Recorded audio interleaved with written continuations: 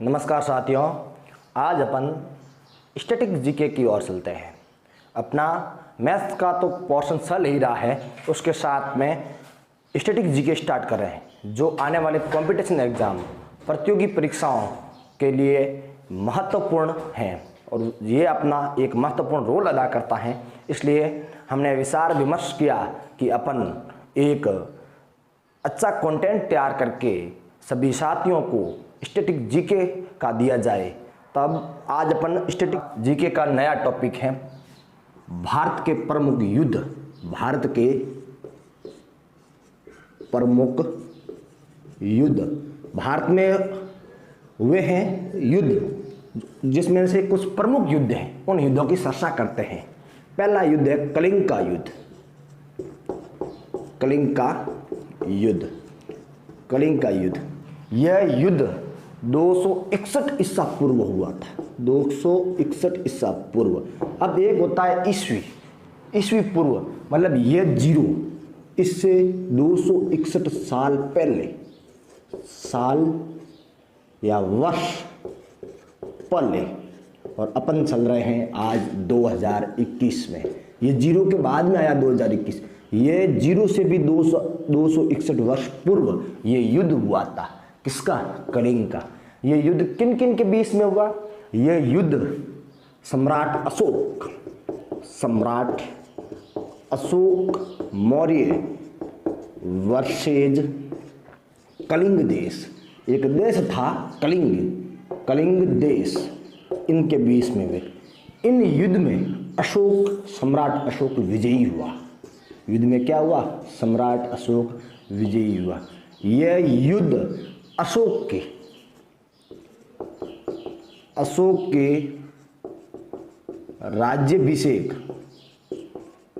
राज्याभिषेक के 8 वर्ष बाद हुआ। अशोक का राज्याभिषेक कब हुआ? 269 ईस्वी में। कब हुआ? 269 ईसा पूर्व में हुआ अशोक का राज्याभिषेक कब हुआ था? 269 ईसा पूर्व में हुआ था। किसका भाई? अशोक का राज्याभिषेक हुआ। अशोक एक हिंसा करने वाला शासक था। इस युद्ध के बाद में अशोक ने हिंसा को त्याग दिया था। क्यों त्यागा? क्योंकि इस युद्ध में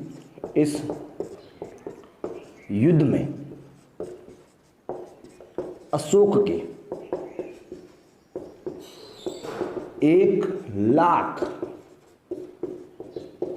सैनिक मारे गए। ये इतना भीषण युद्ध था कि इसमें, उस जमाने की बात है, उस जमाने में अशोक के 1,00,000 सैनिक मारे गए थे। इस युद्ध के बाद में अशोक का हृदय परिवर्तन हो गया और अशोक ने हिंसा करनी छोड़ दी। अशोक कितना हिंसा करने वाला शासक था? वो अपने 100 भाइयों को मारकर, 100 भाइयों को मारकर शासक बना। इससे तो बड़ा कोई हिंसा करने वाला शासक हो ही नहीं सकता। अब ये मौर्य क्या है? इस मौर्य वंश की संस्थापक चंद्रगुप्त मौर्य है। मौर्य वंश का संस्थापक कौन है? चंद्रगुप्त मौर्य। यह चाणक्य की सहायता से बना। किसकी सहायता से बना? चाणक्य की सहायता। इनके गुरु थे चाणक्य, और इनके प्रधानमंत्री भी। प्रधानमंत्री और गुरु किस वंश को खत्म करके बने? नंद वंश। किसको? नंद वंश को खत्म करके, नंद वंश को खत्म करके मौर्य वंश की स्थापना की। नंद वंश का अंतिम शासक था घनानंद। कौन था? घनानंद। घनानंद के साम्राज्य को नष्ट करके चाणक्य की सहायता से चंद्रगुप्त ने मौर्य वंश की नींव डाली। अब इसमें एक और आता है समुद्रगुप्त मौर्य।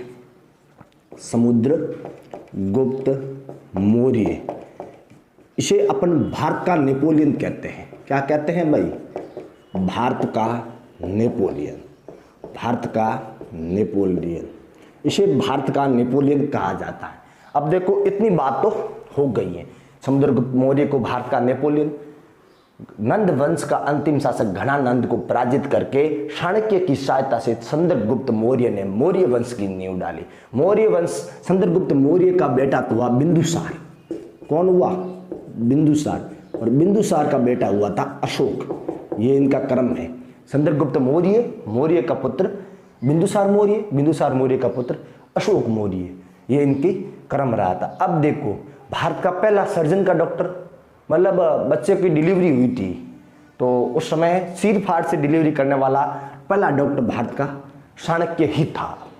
ठीक है, ये इतनी बात होगी। अब देखो, जब ये युद्ध हुआ, इस युद्ध में इसके 1 लाख सैनिक मारे गए, तो इस युद्ध में विजयी कौन हुआ? अशोक। अशोक विजयी हुआ। ये अंतिम विजयी थी अशोक की, अंतिम विजयी। इसके बाद में वो कभी विजयी नहीं हुआ। क्यों नहीं हुआ? क्योंकि ये इसका अंतिम युद्ध था। क्या था? अंतिम युद्ध। उसके बाद में अशोक का हृदय परिवर्तित हो गया और अशोक ने एक बुद्ध धर्म अपना दिया। कौन से धर्म को अपनाया? बुद्ध धर्म को अपनाया।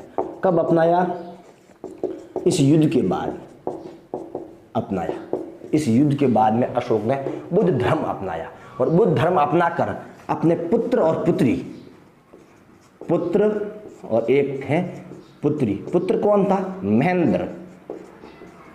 पुत्री संघमित्रा। संघमित्रा को बुद्ध धर्म के प्रचार प्रसार हेतु कहाँ भेजा? श्रीलंका भेजा था। कहाँ भेजा? श्रीलंका भेजा था। किसने भेजा भाई? अशोक ने बुद्ध धर्म को, बुद्ध धर्म का प्रचार प्रसार हेतु श्रीलंका भेजा था। और इन सब की जानकारी हमें आज कहाँ मिलती है? अशोक के 13वें अभिलेख में। अशोक के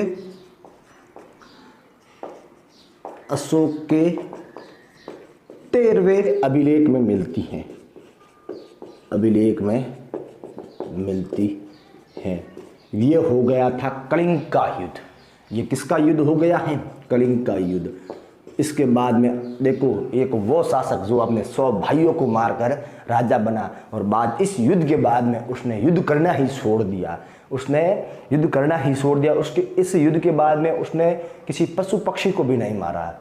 इसका हृदय इतना विचलित हो गया, इसका हृदय इतना परिवर्तित हो गया कि वो अब किसी से युद्ध करने का सोच भी नहीं रहा था। अब देखो, दूसरा युद्ध पढ़ रहे हैं अपन, तराइन का प्रथम युद्ध।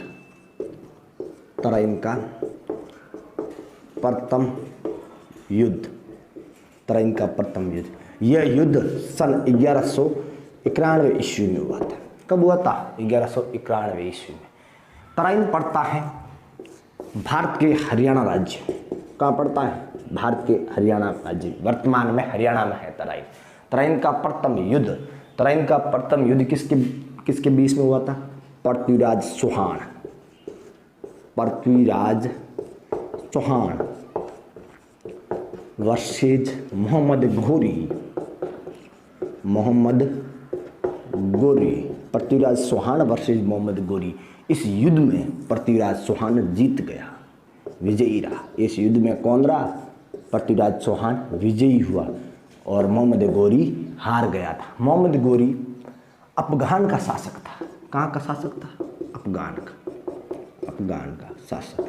और पृथ्वीराज चौहान दिल्ली के शासक थे। पृथ्वीराज चौहान। अब देखो, इस युद्ध में पृथ्वीराज चौहान विजयी हुए।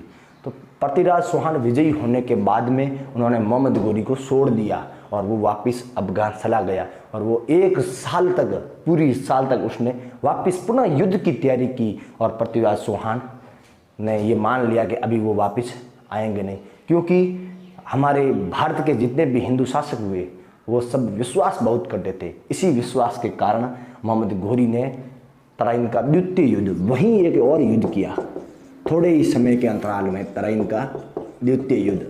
तराइन का द्वितीय युद्ध, एक युद्ध और किया। वो किया 1192 ईस्वी में। 1192 ईस्वी में ये युद्ध हुआ था पृथ्वीराज चौहान और वर्सेज मोहम्मद गोरी। पृथ्वीराज चौहान वर्सेज मोहम्मद गोरी। इस युद्ध में मोहम्मद गोरी क्या हुआ? विजयी। युद्ध कब हुआ? 1192 ईस्वी में मोहम्मद गोरी विजयी हुआ। विजयी क्यों हुआ? क्योंकि पृथ्वीराज चौहान का मौसी का लड़का था एक जयसंध। कौन था? जयसंध। उसने मोहम्मद गोरी को पृथ्वीराज चौहान के सारे भेद बता दी। भेद कैसे, वो युद्ध की तैयारी किस प्रकार से करता है, वो युद्ध में किस प्रकार से कुशल है, उन सब जो गुप्त बातें थी वो गुप्त बातें जयचंद ने मोहम्मद गोरी को बता दी। और कहते हैं कि घर का भेदी लंका ढाए, ये घर का भेदी था जयचंद। जयचंद कौन था? घर का भेदी, घर का, इसका घर का ही था, मौसी का लड़का था तो वो घर का था, घर का भेदी लंका ढाए। तो इसने जयचंद को भेद दिए। इस युद्ध में पृथ्वीराज चौहान की हार हो गई, पृथ्वीराज चौहान की हार हो गई। हार होने के बाद मोहम्मद गोरी अफगान जाता है। कहाँ जाता है? अफगान। और पृथ्वीराज चौहान को साथ में ले जाता है और अपना एक प्रधानमंत्री रूप में, प्रधानमंत्री के रूप में कुतुबुद्दीन ऐबक को यहाँ छोड़ जाता है, जो बाद में गुलाम वंश की स्थापना करता है। कौन करता है? कुतुबुद्दीन ऐबक। और इनके साथ में एक और आया था। कौन आया था? ख्वाजा मोइनुद्दीन चिश्ती। ख्वाजा मोइनुद्दीन चिश्ती, जिसकी अब अजमेर में दरगाह है। वो कहाँ से आया? मोहम्मद गोरी के साथ अफगान से आया था ख्वाजा मोइनुद्दीन चिश्ती। और उनकी दरगाह भी कहाँ है? वर्तमान में अजमेर में है। वो यहीं रह गए थे। अब देखो, इसमें पृथ्वीराज चौहान की हार हो गई थी और मोहम्मद गोरी पृथ्वीराज चौहान को कहाँ ले गया था? अफगान। पृथ्वीराज चौहान के साथ में और कौन था? संदर बरदाई। ये पृथ्वीराज चौहान का दरबारी कवि व घनिष्ठ मित्र था। दरबारी कवि व घनिष्ठ मित्र था। कौन था भाई? संदर बरदाई, पृथ्वीराज चौहान का। तो अब होता क्या है, वो अफगान शासक इनको अफगान ले जाता है और पृथ्वीराज चौहान, कहते हैं कि पृथ्वीराज चौहान की आंखें फोड़ दी गई और संदर बरदाई साथ में था। तो एक बार राज दरबार लगा, किसका? मोहम्मद गोरी का। अफगान में राज दरबार लगा और उसने ताना मार दिया था। किसको? संदर बरदाई को, कि तेरा राजा इतना ही निपुण है तो उसको बोल कि वो मुझे तीर मारे। तो संदर बरदाई ने पृथ्वीराज चौहान को एक दुआ का, एक कड़ी कही। वो कड़ी क्या थी? वो कड़ी यह थी कि चार बांस 24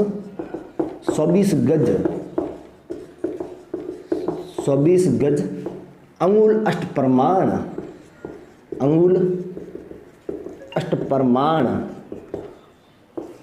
तापर बैठो सुल्तान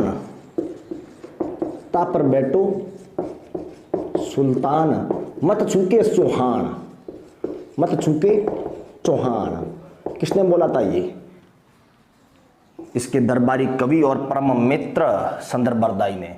24 गज अंगुल अष्ट प्रमाण तापर बैठो सुल्तान मत छूके सुहान, कि वो उसका माप बता रहा था कि उसके 4 बांस तो लंबे, 4 बांस लंबे और 24 गज, कितनी लंबाई है?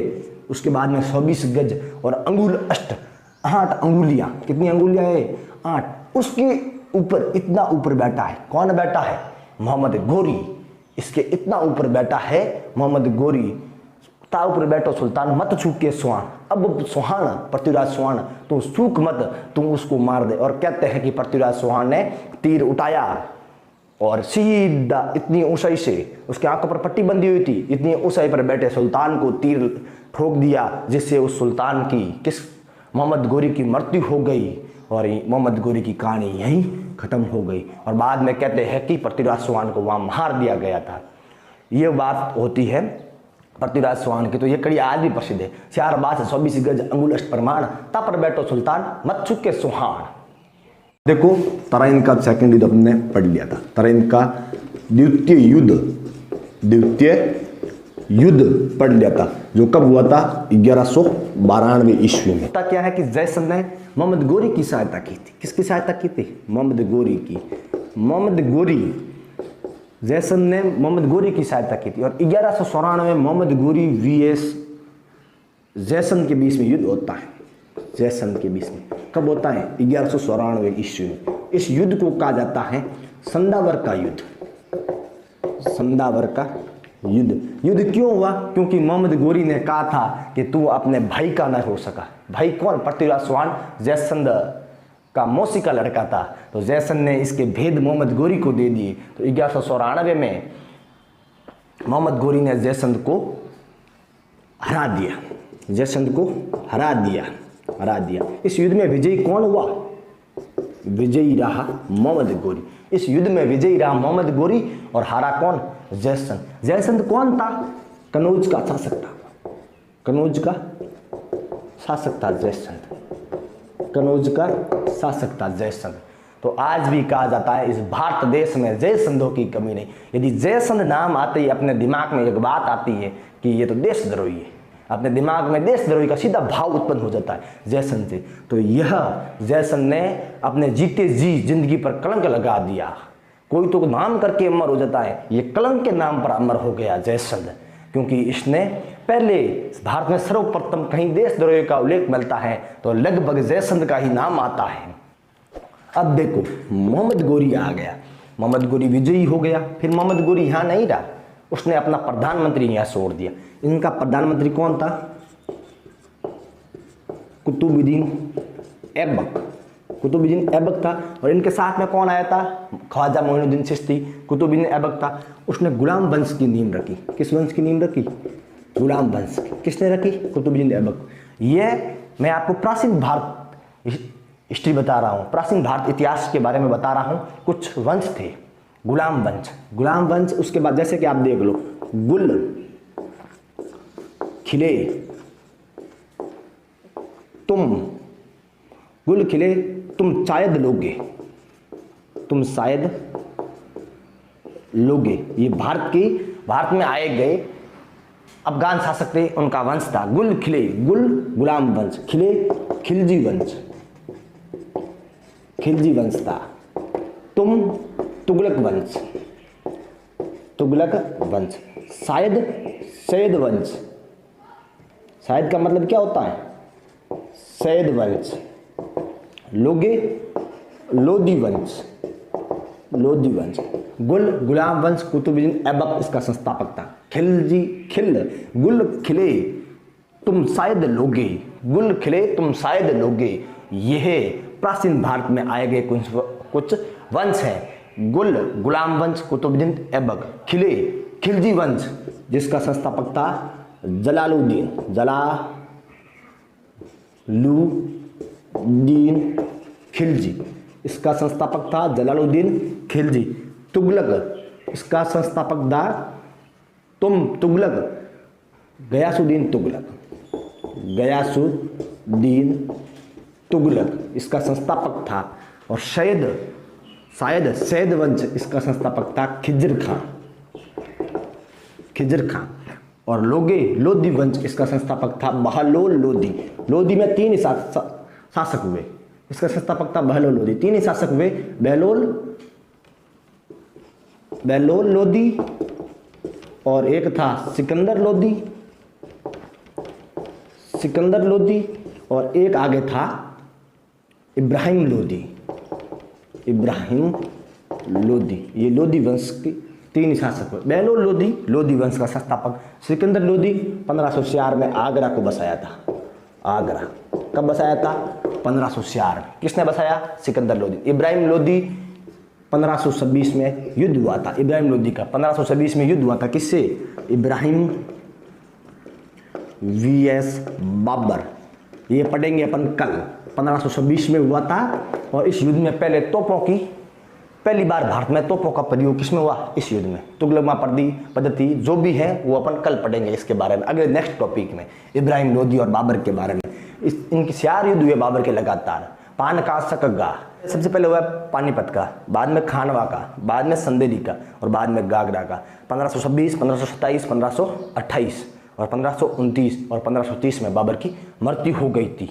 ये बाबर का इतिहास है जो अपन कल पढ़ेंगे। यहाँ तक अपन ने पढ़ लिया। अब देखो ये वंश हो गए। और मित्रों, आपका सहयोग ही हमें एक नई ऊर्जा प्रदान करता है। धन्यवाद। जय हिंद, जय भारत।